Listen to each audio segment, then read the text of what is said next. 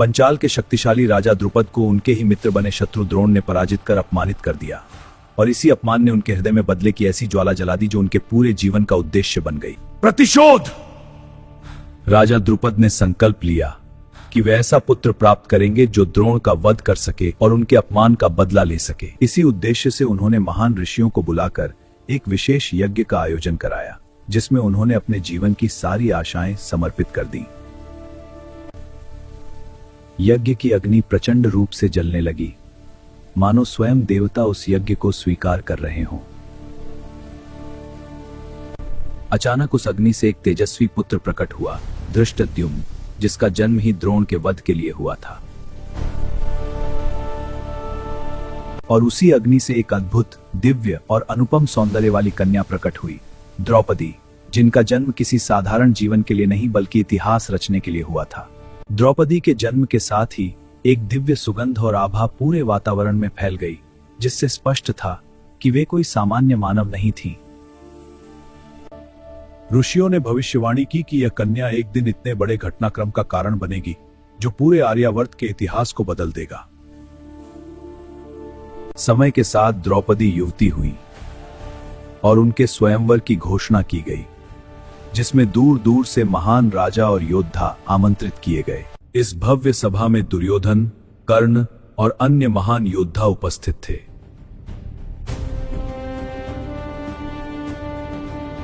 स्वयंवर की शर्त अत्यंत कठिन थी। ऊपर घूमती हुई मछली की आंख को केवल उसके प्रतिबिंब को देखकर भेदना। एक एक कर सभी योद्धा प्रयास करते रहे, लेकिन कोई भी इस कठिन परीक्षा को पार नहीं कर सका। तभी महान धनुर्धर कर्ण आगे बढ़े, जिनकी वीरता और कौशल पर किसी को संदेह नहीं था। लेकिन उसी क्षण द्रौपदी ने उन्हें रोक दिया और यह कहकर भाग लेने से मना कर दिया कि वे सूत पुत्र हैं, जिससे सभा में गहरा सन्नाटा छा गया। इसके बाद एक साधारण ब्राह्मण के वेश में अर्जुन आगे आए, जिनकी पहचान कोई नहीं जानता था। अर्जुन ने अद्भुत एकाग्रता के साथ लक्ष्य भेदा और इस प्रकार द्रौपदी का स्वयंवर जीत लिया। जब पांडव द्रौपदी को लेकर अपनी माता कुंती के पास पहुंचे तो उन्होंने बिना देखे ही कह दिया कि जो लाए हो उसे आपस में बांट लो, और यही वचन द्रौपदी के जीवन का सबसे बड़ा मोड़ बन गया। माता के वचन का पालन करते हुए द्रौपदी पांचों पांडवों की पत्नी बनी, जो अपने आप में एक अनोखी और अद्वितीय घटना थी। इंद्रप्रस्थ में द्रौपदी ने महारानी के रूप में जीवन बिताया, जहां उनका सम्मान और प्रभाव अत्यंत ऊंचा था। लेकिन कौरवों ने एक षड्यंत्र रचा और युधिष्ठिर को जुए के खेल में बुलाया, जहां उन्होंने धीरे धीरे सब कुछ हारना शुरू कर दिया। खेल शुरू करें। मैं तैयार हूं। एक और दारी।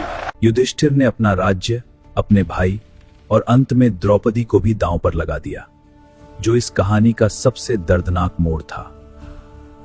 दुर्योधन के आदेश पर दुशासन द्रौपदी को बालों से पकड़कर सभा में घसीटता हुआ लाया, जो एक रानी के लिए सबसे बड़ा अपमान था। सभा में पहुंचकर द्रौपदी ने धर्म का प्रश्न उठाया।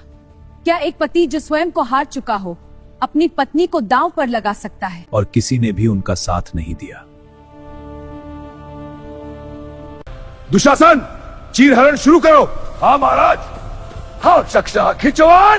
तब दुर्योधन के आदेश पर दुशासन ने द्रौपदी का चीरहरण करने का प्रयास किया। द्रौपदी ने पहले स्वयं को बचाने की कोशिश की, लेकिन जब उन्हें समझ आया कि अब कोई उनकी सहायता नहीं करेगा, तब उन्होंने पूरी तरह भगवान पर भरोसा किया। हे कृष्ण, मेरी रक्षा करो, मैं आपकी शरण में हूं।